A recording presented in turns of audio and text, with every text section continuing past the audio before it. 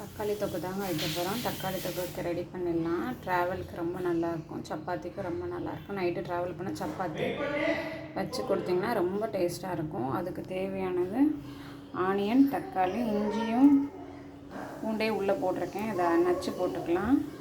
வாங்க எப்படி செய்கிறதுன்னு பார்க்கலாம். எண்ணெய் ஊற்றிக்கலாம்.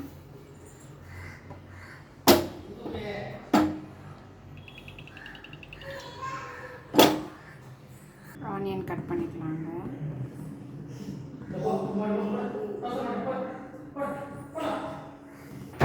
அடுப்பு ஆனில் இருக்குங்க. கடுகு ஆட் பண்ணிக்கலாம். சீரகம் கொஞ்சம் ஆட் பண்ணிக்கலாங்க.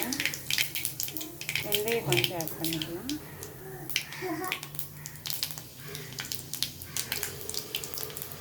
ஆனியன் ஆட் பண்ணிக்கலாம்.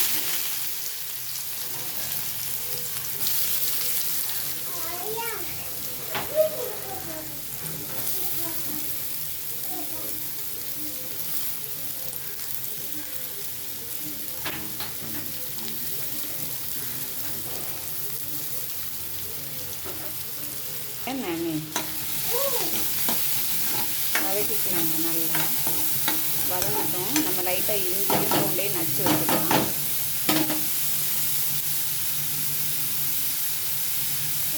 வதங்க ஆரம்பிச்சிருச்சுங்க. இஞ்சி பூண்டு பேஸ்ட் போட்டுக்கலாம். நச்சு வச்சுருக்கேன்.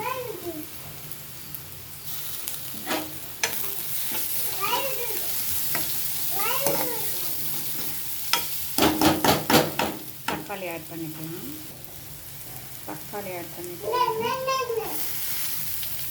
குட்டி குட்டியாக கட் பண்ணி வச்சுருக்கேன்.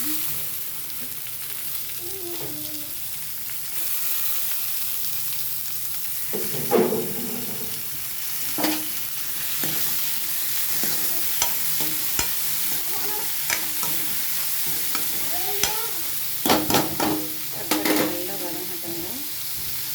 நல்லா வதங்கிடுச்சுங்க. இப்போ வந்து மிளகாத்தூள் கொஞ்சமாக ஆட் பண்ணிக்கலாம்.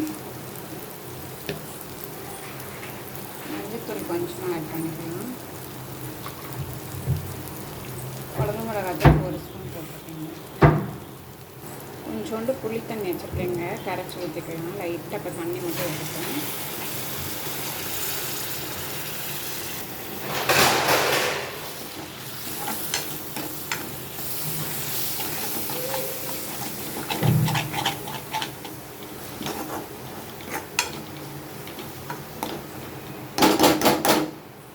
தொக்கு மாதிரியே வச்சுக்கலாங்க.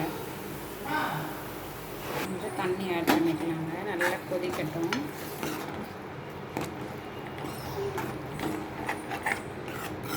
ட்ராவலுக்கு ரொம்ப நல்லா இருக்குங்க. நைட்டு வெளியே சாப்பிட மாட்டாங்க. ஹோட்டலெல்லாம் சில பேர் வீட்டில் செஞ்சு எடுத்துகிட்டு போவாங்க. அதுக்கு இந்த மாதிரி ட்ரை பண்ணுங்கள். ரொம்ப சூப்பராக இருக்கும்.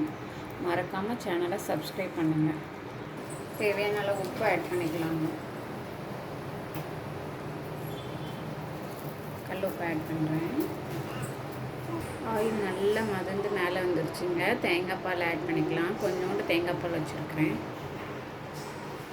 தேங்காய் பால் ஆட் பண்ணிக்கலாங்க. கொஞ்சோண்டு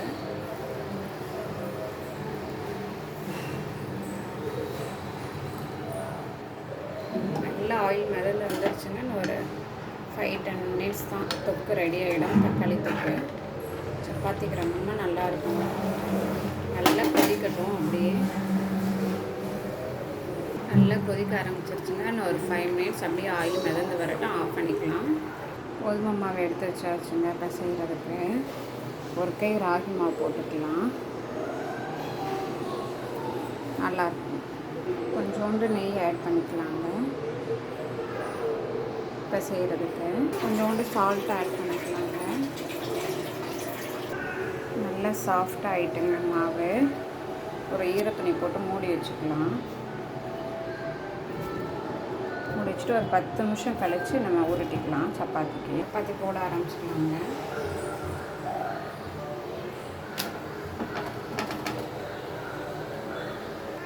நல்லா சுட ஆரம்பிச்சிடுங்க. பொஃப்னு வருங்க. மாற்றி போட்டுக்கலாம். அப்படியே செம்ம சூடாக இருக்குங்க. நீங்களும் ட்ரை பண்ணுங்கள். மறக்காமல் சப்ஸ்கிரைப் பண்ணுங்கள். நல்லா சாஃப்டாக இருக்குங்க.